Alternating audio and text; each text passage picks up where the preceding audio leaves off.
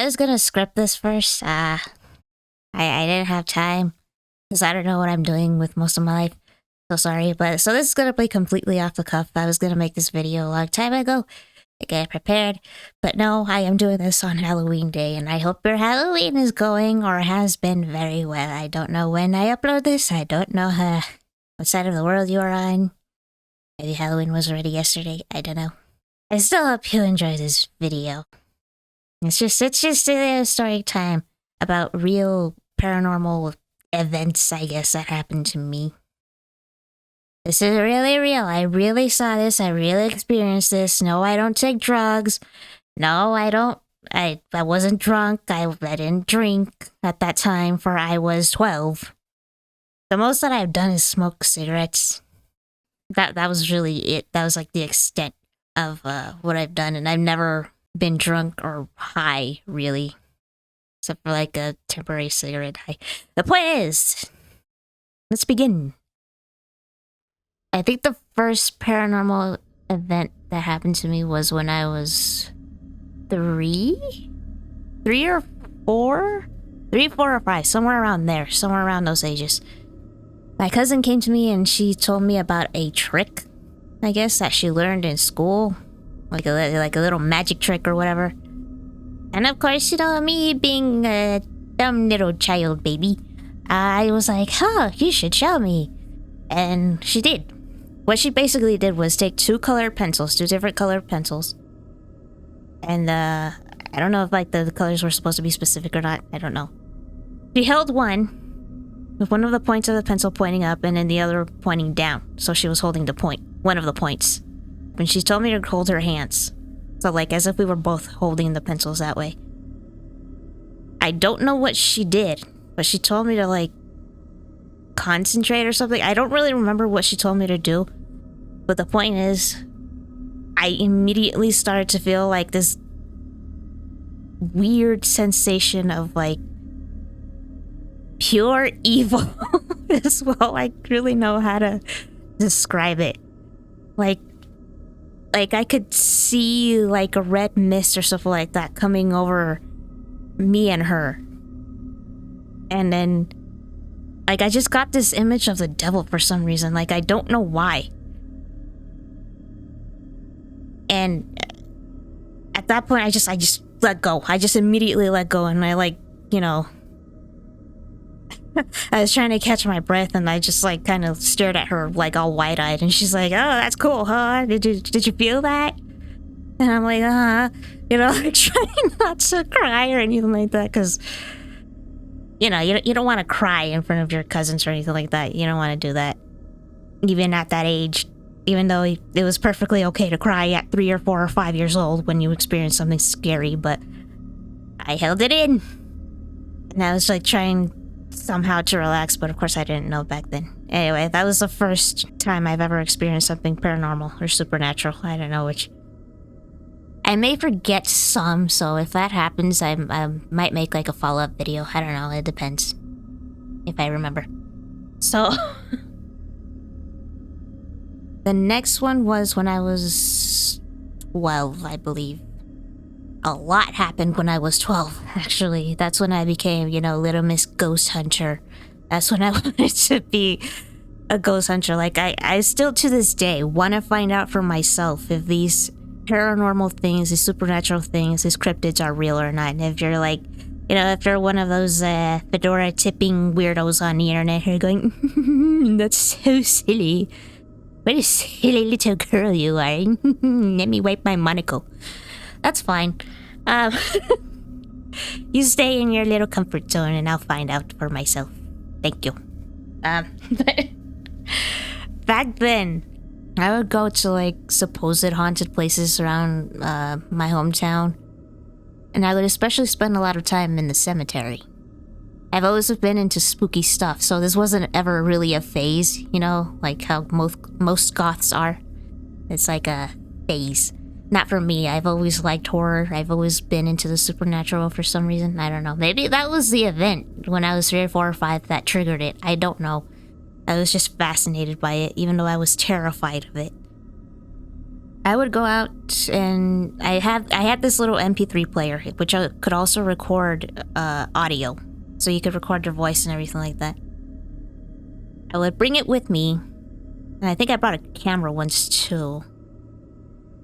Oh, no. Wait. Another event that happened. Sorry, wait. Before the 12-year-old one. Another event that happened was when I was like 8 or something. We went on a class field trip to Virginia City, Nevada.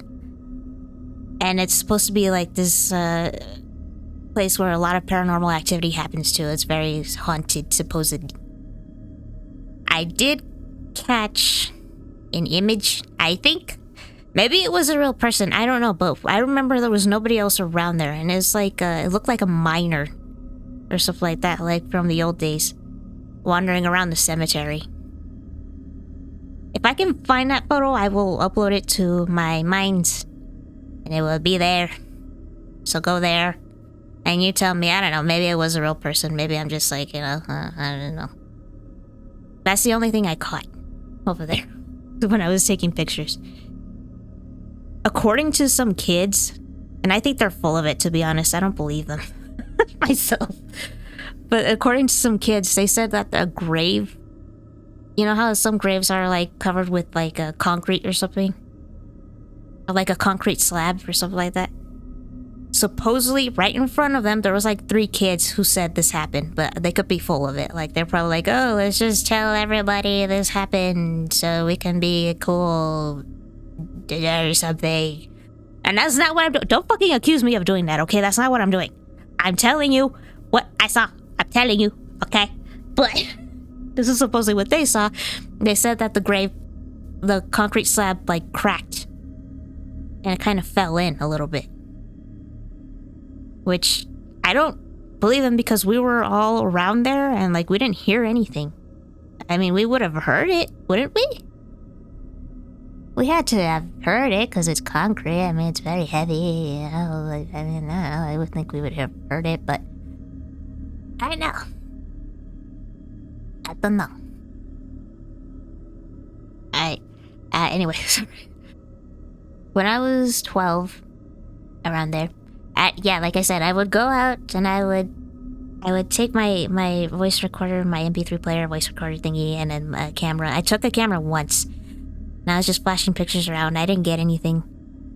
But on the audio recording thing, I did get something. It wasn't my voice. I wasn't whispering into it. And once again, if I can find that, I'll post it up on my Minds page soon, someday. I don't know. I don't know if it will be today because I was kind of planning to go and watch The Exorcist again in the theaters. That's how I'm spending my Halloween. I hope yours is better. So, but I did catch something, and the voice whispered. It said, I read somewhere that supposedly demons have to they have to do everything you tell them to. So like they have to obey you, which is not true at all. They just make it seem like they have to obey you, like you're in control, when, to be honest, you know you're not. But the voice said something along those lines. It whispered, because I asked it something. I don't remember what I asked, but they said, you know, we have to obey you or something like that, or we have to do what you tell us to. Or something like that. And I was thinking about going to a supposed haunted mall to go investigate that. When I was taking a shower, I felt like a push on my back. I was pushed in the shower. Because supposedly there was a girl who committed suicide in like the basement or I don't know where of the mall. And I was gonna go there, see if I can catch anything there. But I got pushed and I got scared and I chickened out. So I never went. The other thing that happened was, and I'm going to warn you all, please do not play with the Ouija board. Don't do it. I don't care if you don't believe it doesn't happen. I don't care if you don't believe that nothing happens. I mean, I don't care if, you know, you tried it before, you played with it before and nothing happened. Just because nothing has happened now doesn't mean it will not happen in the future. Okay? You guys remind me of those small towns for some reason. You know, people who think like that. It hasn't happened. It never happened. Just because it hasn't happened now, it doesn't mean it's not gonna happen in the future. So better safe than sorry. Do not play with this shit. I played with it. There was an online game from a certain website that I kept referencing in my videos. I've actually played a few games on, where you can play with the Ouija board online. And I thought, well, you know, it's online. Supposedly it has to be physically there in order for it to actually work, in order for it to, you know, actually manifest something. So, you know, since it's online, this should be safe. I was wrong. No, it's not. Because shortly after playing with it, I started experiencing a lot of crazy stuff. Like I said, I wish I had scripted this because I know I'm gonna leave some things out, unfortunately. So, like I said, maybe I'll make a follow-up. I don't know, maybe not. I don't know. One time I was just sitting there, because, like, well, when I was playing with the Ouija board, it scared the crap out of me because I asked, you know, it was supposedly like a woman who had died responding to me. And I asked her how she died, and she spelled out, you know, baby. I guess she died giving birth or something. I don't know. And this creepy image of a dead baby pops up, and it just scares the hell out of me. So I shut the game off. I don't think I said goodbye. So I don't think I shut the game off properly. At least the Ouija board game off. And I heard you're not supposed to do that. You're supposed to be proper and polite to these spirits who will soon haunt your ass. So, I just shut it off. I was done.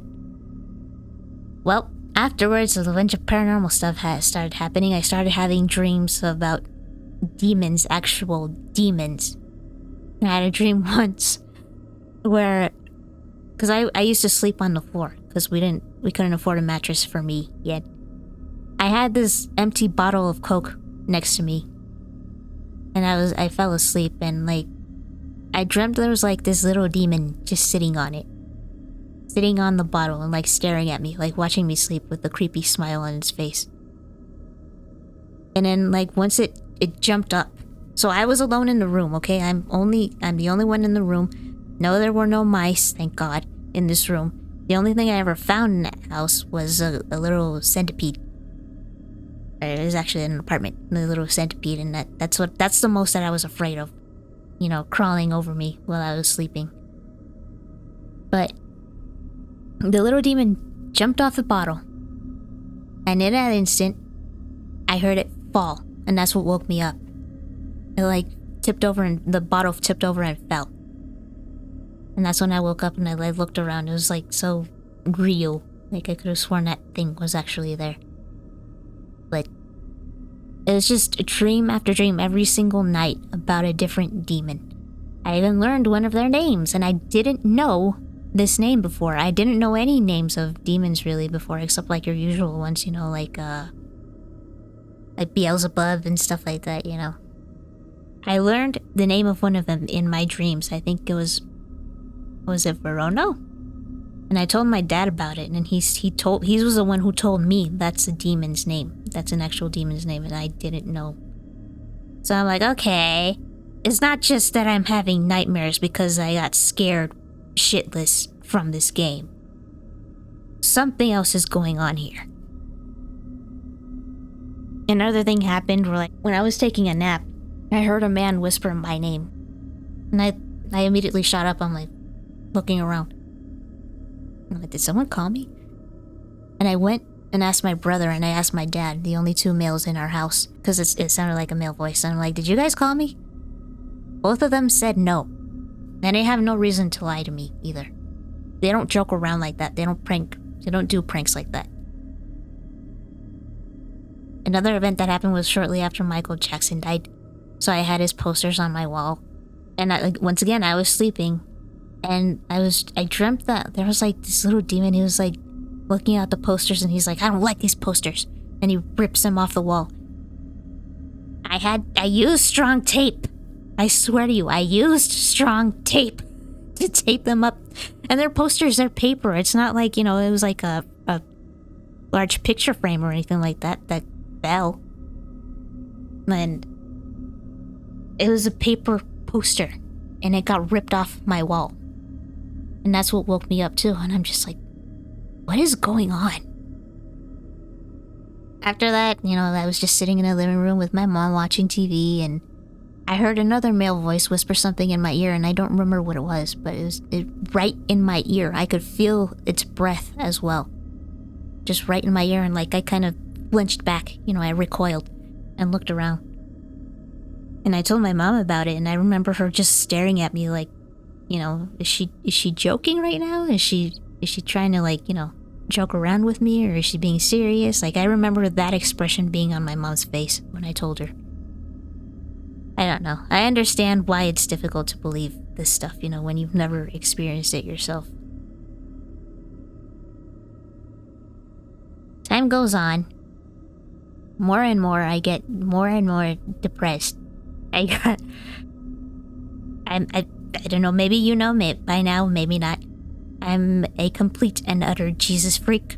So, like, serious blasphemies and sacrilegious thoughts were going through my head, like, a few years later. And, like, it got so bad, I, like, ran into my parents' bedroom crying to my dad, like, being, like, I need help because I don't know what's going on right now. Mostly to my dad. I didn't want to tell my mom because she overreacts to me crying. Don't ask. She just does that. He told me to pray. He told me, I think I asked him to also, like, tell our family to pray for me as well, because his side of the family is very religious. And slowly over time, as I became more and more involved in my faith, I guess, it did go away. And I'm a lot better now. So, my faith is growing. You know, slowly but surely, it's growing. As a side note, since I sound crazy already, do any of you ever experience, like, this thing where you see something, you keep seeing something repeatedly, not like a sign from God per se, or the universe, I don't know what you believe in, but, like, just a sign, something, maybe, I don't know, maybe you see smiley faces everywhere. For some reason, I keep seeing exclamation points everywhere. Like, I saw them a lot when I was a kid. And now I see them occasionally, but I don't know what they mean.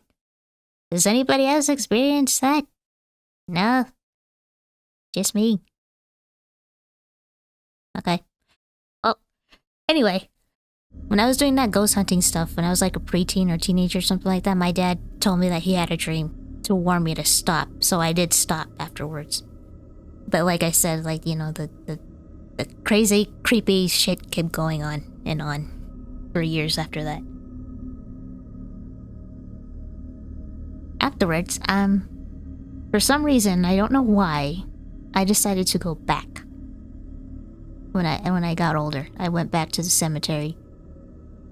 When I got back home, when I took a shower, I set the recorder next to me on my nightstand, and I was trying to go to sleep. I was watching some TV before I went to sleep. And you know the shadows, you've seen them before, I'm sure, when you watch TV. You know, the light it casts on the wall and everything like that. It's not very profound. They're very, like, you know, vague little shadows and stuff like that the TV casts on the wall. I saw clear as day, formed very clearly, the shape of, like, a boy. At the same time, it was very much like one of those generic shapes of, like, a person, you know? Like those shapes that you see on the bathroom. It sauntered over. It was on the wall next to me, not next to my nightstand. It sauntered over to my nightstand, and it reached out to touch the audio recorder. It's still the same MP3 player that I've had all those years. It reached out to grab it, and when it did, it just slowly dissipated. It slowly disappeared. That freaked me out. And I didn't go back anymore. I've only ever gone to the cemetery to pay respects to people because it's like a cemetery where like it's a cemetery where a lot of people from like the 1800s had died and they're buried up there, so it's like kind of a historical, I guess, cemetery. And nobody really goes up there anymore. Like for the longest time, at least when I was over there, asshole people were throwing their trash in there. They were using it like a dump site and everything, so there was like a bunch of big black trash bags of garbage up there, which is just, how crappy of a person do you have to be to do that? Like, just because they died a long time ago. I mean, have some respect for their families. Like, I'm pretty sure they all had kids, or most of them did. Like, damn. So afterwards, that's why I only ever go, is just to pay the respects to those people, you know. I feel bad. But they're dead. But I said, they don't feel anything, they don't see anything, probably dead, you know, maybe they don't have a soul, I don't know. I still feel bad, so I still occasionally go up there to place, like, you know, a nice little rose on each grave or something. Just out of respect. Not much happened after that, a few years later. But I did go walking one night. I remember passing this house. It's a nice little house. There's like nothing wrong with it. It doesn't look spooky. It looks very nice. Very normal. Very pretty. I would listen to music, but I had my music off. Because I guess I was looking for something else to listen to. And I looked up and I saw like this shadow. The shape of a little boy. I thought it was a real little boy. Like it might have been their kid or something like that, just hanging out outside. It was during the fall. So, you know, dried leaves were on the ground and all that. And it was kind of cold out. But, like, I'm like, oh, well, maybe he's, you know, playing outside for a bit. You know, maybe it's time for him to go inside or whatever. So I look back down at my phone, trying to find something else to listen to. I look up again. And he's gone. He's just gone. I didn't hear him walk, you know, back to his house. I didn't hear the door slam. I didn't hear anything. My music was off. Alright? I could still hear what was going on around me. But I didn't hear anything. I didn't hear him go back inside or anything like that. I'm like, well, that's creepy. There was one more. Actually, there's two more, but I don't know if I want to... Because this other one didn't happen to me. It happened to my cousin. But... well, I'll tell that as a bonus little spooky story. Ooh, scary. So, one more was when we moved into a house. We finally got a house because all my life we lived in like duplexes or apartments or something like that. So we finally got our own house. So we were like moving stuff in and everybody was still, you know, at the old apartment trying to get, you know, the rest of our stuff. I came to the house by myself. I was gonna meet everybody here. And I had to pee really, really, really badly. I couldn't hold it anymore. So, the layout of the house is you go in to the front door, and right in there it's the living room. And then past the living room, it's the kitchen. And then to your left-hand side, that's where the hallway is, leading to like the rest of the bedrooms and the bathrooms. So, I quickly ran to the bathroom, the closest one to the living room, and I did my business. Well, while I was doing that, I heard, mind you, there was nobody else in the house. Nobody else was supposed to be there. My family is the only one who has keys to this house. So I ran to the bathroom, and as I'm doing my business, I hear footsteps in the kitchen. Just slowly walking, like, maybe you can hear this, I don't know.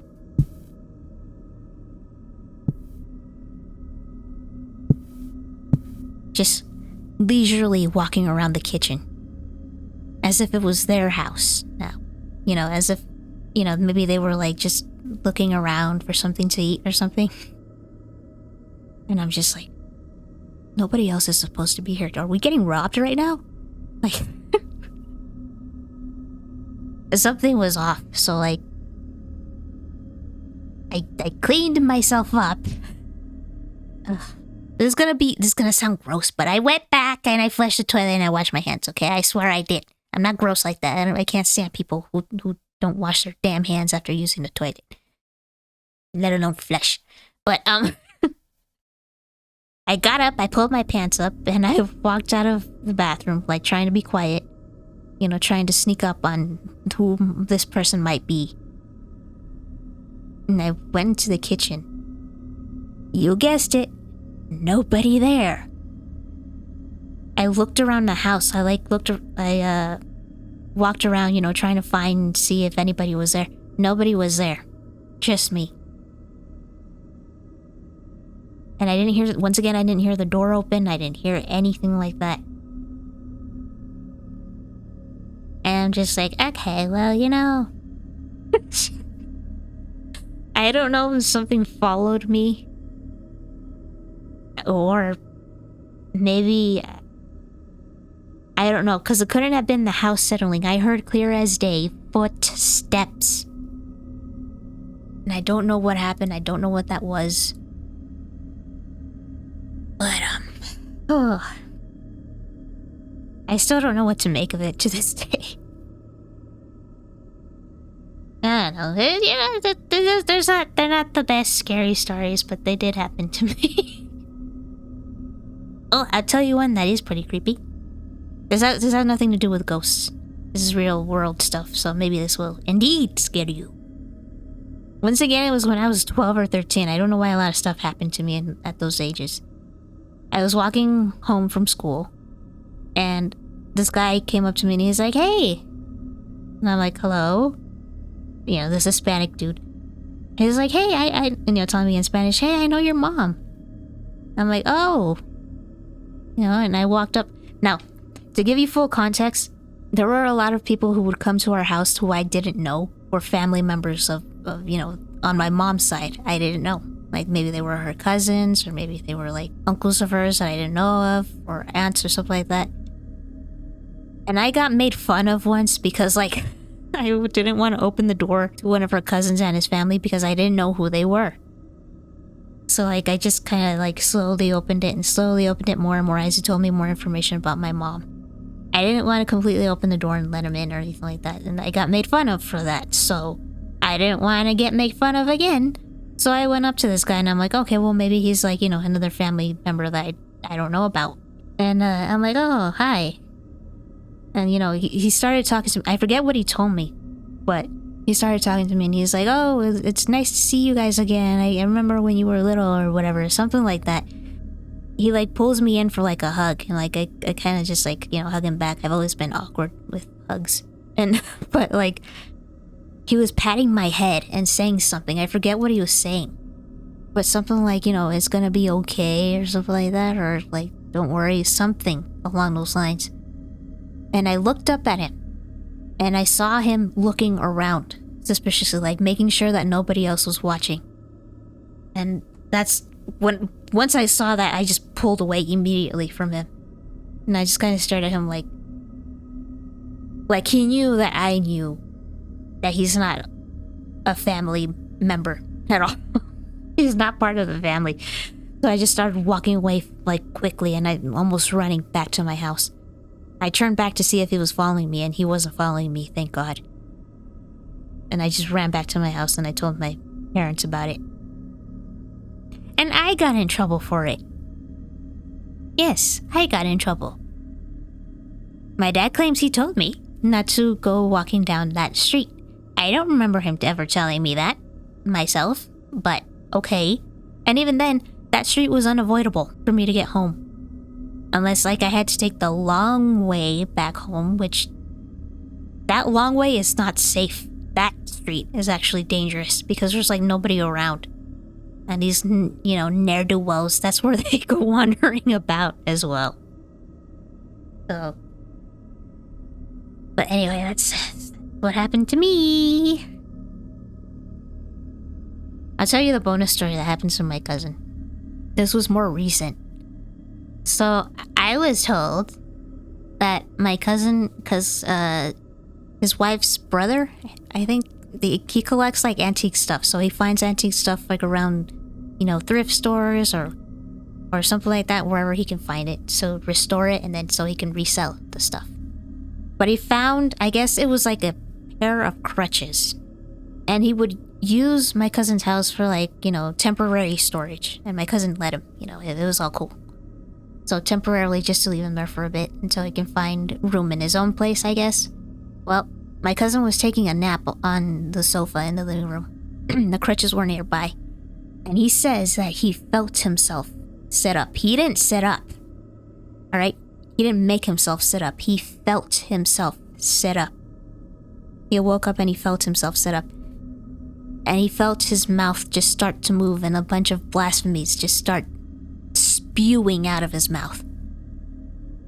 And his wife came into the room and she was like horrified. She's like, what are you saying? What is happening to you? And in that instant that I guess he just kind of passed back out again. Like he just like something happened and his body just kind of went limp back onto the sofa.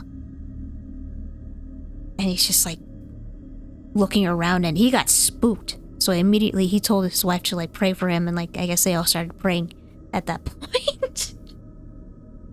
And they're blaming it's on something. They think it's the crutches. I guess maybe because I was the last thing to come in before this happened. That maybe it carried like some kind of evil spirit in there or something like that, and it possessed him. It temporarily possessed him or something. Which, if that's true, I don't think it's completely gone myself. Knowing what I know about this stuff, I don't think it's completely gone, but I could be wrong. I don't know. I think his wife's brother, I think he finally took like the stuff away. It's out of the house, but like I don't know what they did with it.